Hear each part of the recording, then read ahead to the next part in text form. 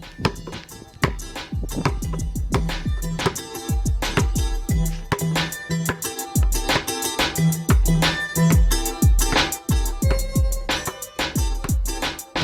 Hoop Heads Podcast is brought to you by Head Start Basketball. Hello, and welcome to the 44th edition of the Coach's Corner Roundtable on the Hoop Heads Podcast. Each episode of the Coach's Corner Roundtable will feature our all-star lineup of guests answering a single basketball question. A new Coach's Corner Roundtable will drop around the 15th of each month. August Roundtable question is, how do you design your fall workouts to get your team ready for the upcoming season? Our coaching lineup this month includes Dominic Amorosa from Strake Jesuit College Prep, Erik Buehler from Chatfield High School, Joe Crispin from Rowan University, Bob Krizancic from Mentor High School, Dan Miller from San Marcos High School, Matthew Raidbard, author of Lead Like a Pro, and Don Showalter from USA Basketball. Please enjoy this roundtable episode of the Hoop Heads Podcast, and once you're finished listening, please give the show a 5-star rating and review after you subscribe on your favorite podcast app. If you're a basketball coach at any level, please check out our Hoop Heads Coaching Mentorship Program.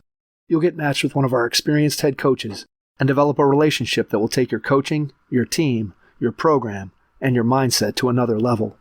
Be sure to follow us on Twitter and Instagram at HoopheadsPod for the latest updates on episodes, guests, and events from the Hoop Heads Pod. Now let's hear from our panel about how they design their fall workouts to get their team ready for the upcoming season.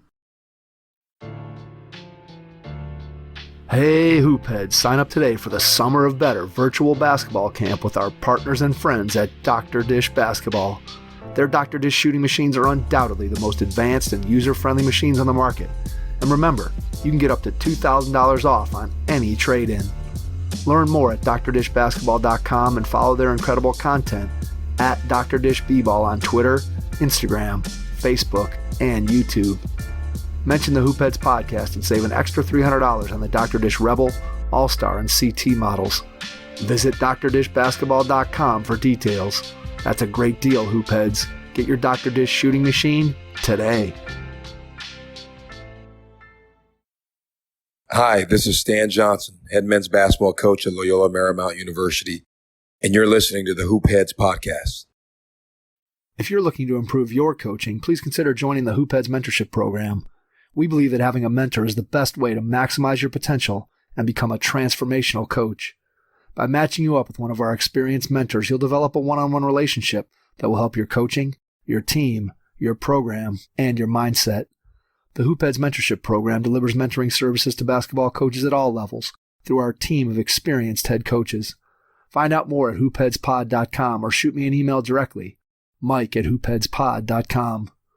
Follow us on social media at HoopheadsPod on Twitter and Instagram, and be sure to check out the Hoop Heads Podcast Network for more great basketball content. Prepare like the pros with the all-new Fast Draw and Fast Scout. Fast Draw has been the #1 play diagramming software for coaches for years. You'll quickly see why Fast Model Sports has the most compelling and intuitive basketball software out there. For a limited time, Fast Model is offering Hoop Heads listeners 15% off Fast Draw and Fast Scout. Just use the code HHP15 at checkout to grab your discount, and you'll be on your way to more efficient game prep and improved communication with your team. Fast Model also has new coaching content every week on its blog, plus play and drill diagrams on its Playbank. Check out the links in the show notes for more. Fast Model Sports is the best in basketball. Now let's hear from our panel about how they design their fall workouts to get their team ready for the upcoming season. Dominic Amorosa, Strake Jesuit College Prep in Houston, Texas. I design our basketball off-season to include weights, conditioning, individual development, and a little bit of team. As we prepare in the fall, I want them excited about the start of practice in late October, and I want them even more excited about practice in January and February. So it's about managing the fall and building them up individually, conditioning, and strength-wise as we get ready for October 26th. Thank you. Erik Buehler, Chatfield Senior High School, Littleton, Colorado. Hey, what's going on, Hoopheads? This is Erik Buehler from Chatfield Senior High. And this month we were asked what we do in the fall for the preseason to get our teams ready for the season. I don't think we do anything special. We're blessed that at our school we actually have a class where most of our players are in that class every day, and we get to work with them in there for about 50 minutes of class time. We get a lot of our weight training program done at that time. We get a lot of skills done, and we mainly focus on the individual just like we did over the summer, probably through mid-September, end of September, and then October, early November before the season, we start focusing in on certain concepts and ideas and maybe even putting in defenses and offenses that we're going to use for the upcoming season just to get ready for the beginning. And also during this time, I have kind of a layout of a leadership program that I have the whole program go through, and I kind of give different roles each time we do that, about once a week. To obviously our leaders, our juniors and seniors, are going to have a little bit different role each day than the freshmen and sophomores that are in those classes, but it also gives those guys an idea of what it looks like, what will be expected of them as they get older and they move through our program. That's what we do. And thanks for having me again. And I'll talk to everyone again next time. Bye. Joe Crispin, Rowan University. Joe Crispin, head men's basketball coach at Rowan University. In response to how I design our fall preseason, one of the most important things to me, probably two, I guess, are connected, is one, getting our players to connect with one another, and two, getting them to really own the team and the rhythm and the schedule. So we do things a little bit differently because as a Division III coach, I can't actively work with them on the basketball front. We have them put together what they want their weekly schedule to be, so there's a certain rhythm to it. And then we let them own it as much as humanly possible to hold each other accountable. We really don't have a say in the things that they do. There's no disciplinary measures for missing or anything like that. And I found that although it's different, it really helps them connect with one another because they have to organize themselves. One of the things I've seen just generationally is that a lot of players today and kids today struggle to self-organize as a group, even individually, and to hold each other accountable. So when it comes to conditioning, when it comes to their strength stuff, when it comes to their pickup, when it comes to their skill work, they are literally setting the schedule around when the gym's available and when we can get them in there, and then they're doing it. We give them some broad ranges of things they're looking to do, the kind of shape they're trying to get in.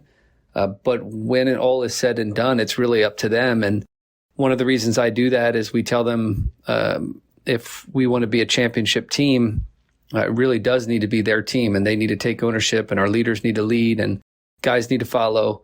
And if not, if they can't do that, we won't be great anyway, and I'll just be exhausted. So it's been successful for us, and our guys, and some teams have done it better than others, but on the whole, guys have pleasantly surprised us. And it's one of those lessons I think a lot of times coaches say that kids aren't doing it or aren't capable. But what I found is oftentimes they're not given the space. We tell the players we leave a gap between what we want and where we are, and that it's up to them to fill that gap. And in the preseason, that's really more important to me than even what is done, is that those two things are done, because that sets the stage for real winning. So different, but been effective so far, and hopefully really effective this year. Bob Krizancic, Mentor High School, Mentor, Ohio. It's Bob Krizancic, Mentor High School. Our fall preseason workout. We do a lot of core work, but the majority of it and the emphasis is on 4-man sessions. Our top 8 to 12 players get at least 2 to 3 4-man sessions a week. We'll break up into all guards, all bigs, 2 guards, 2 bigs. Our offensive coach will go through offensive skill work. Defensive coach go through the defensive skills, footwork. basketball IQ defensively. We'll have a big man session, ball handling session, but we absolutely believe in the 2 months, September and October, that strength-wise and skill-wise, we're going to be ready to go the first day of practice. Dan Miller, San Marcos High School in San Marcos, Texas. In Texas, we're fortunate at the high school level to have an athletic period. And an athletic period basically is just a little over 50 minutes where we get our guys and we utilize it for basketball. All fall, we're in the gym. We're working on skill development, shooting, finishing, breakdown drills, small-sided games, and just getting them ready for October. But we definitely get a lot of shots up in that athletic period. And we will have a live component every day, with competitions. We able to lift weights before school 3 days a week so that we're not using any of that athletic period time for basketball or for weightlifting. We want that all to be basketball and ready to go. Our goal is when the first day of practice, and down here it's in October, that the guys are locked in, ready, understand the system, their shots are grooved up, they're in shape, and we're ready to start our practices and just at our very best. Matthew Raidbard, author of Lead Like a Pro. Hey, Hoopheads Nation, this is Coach Matt Raidbard. Excited to be back here talking with you on another great Hoopheads Roundtable. Today discussing how do you design your fall preseason to get your team ready for the upcoming season. To me, this always revolves around defense and team building. Inevitably because of student athletes today and culture and the emphasis on offense, it's always going to be ahead of your defense. So always come in right off the bat focusing on defense. How can we improve our defense in the previous year? New defensive principles, roles, assignments, really starting to build that mentality so that our defense can start to catch up to where our offense definitely is from all of our student athletes working over the summer on all of their different offensive skills. And then team building. It doesn't matter if you've got an entirely new roster, a roster that's coming back from a previous season where everyone's been successful and has great relationships. You always need to focus on team building that team first culture. And I always say, don't take for granted that your kids are going to get along, that your kids are going to come together over the course of the season. You've got to put the work in and the emphasis in the preseason on building that culture of mutual trust and respect, not only between you and your kids, but between the kids themselves, between the coaches. That takes time, and you got to start focusing on that from day one in order to really build that team culture, that team camaraderie that's going to carry through the entire season and continue to grow. Thanks, Hoopheads. Don Showalter, USA Basketball. Don Showalter here from USA Basketball, and I'm answering the question of what is the best way for your fall workouts to get the most out of them. I think there are three things that your fall workouts must do. First of all, it's conditioning.